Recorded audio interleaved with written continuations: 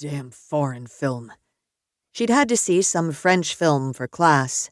Weird theater, sketchy part of town. He'd been angry with the prof for assigning the film to start with and was going to tell him so. Kim didn't want him to confront the prof. They'd been arguing about it when he'd heard a noise, felt pain. Oh, God. The fear in Kim's dark eyes, her scream. Every nerve in his body fired all at once, and then there was the shattering pain in his head, right before everything went dark. Kim! He threw his body forward and grunted, the exploding pain in his shoulder sending him back to the floor, where he huddled, grimacing. Where is she? He drew another breath, taking care not to inhale the dirt this time. Quieting himself, he listened for any sound, a whisper, a wheeze, a whimper, but there was none. She's not here. He closed his eyes, fighting to control his pounding heart. Please don't let her be here. Because if she was here, she wasn't breathing.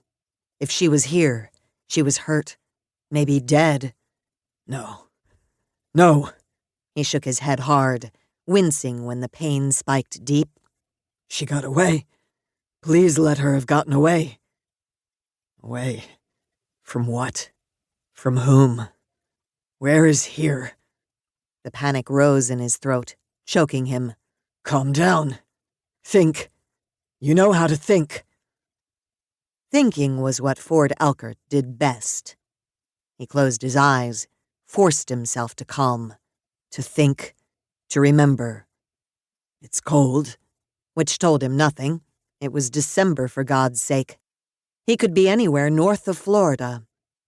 Why? Why me? He gave the ropes binding his wrists another hard yank, then swore when his frozen skin burned. Why? He knew why. Money. Ransom. It had to be. Kids of rich parents were prey.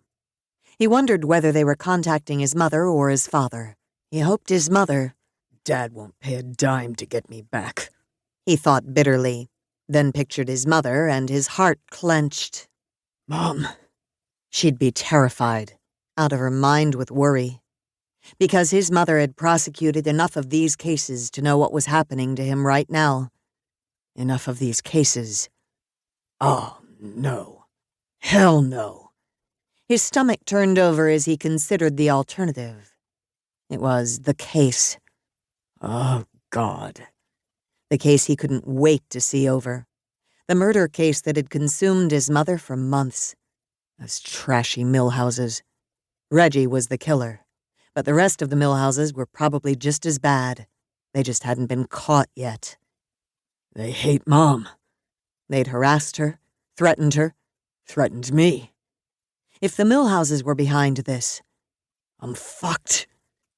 I'm sorry, Mom. She'd urged him to let her hire a bodyguard, just until the case died down. He hadn't wanted anyone following him around, snooping on him and Kim. He hadn't needed a bodyguard. He could take care of himself. Hell.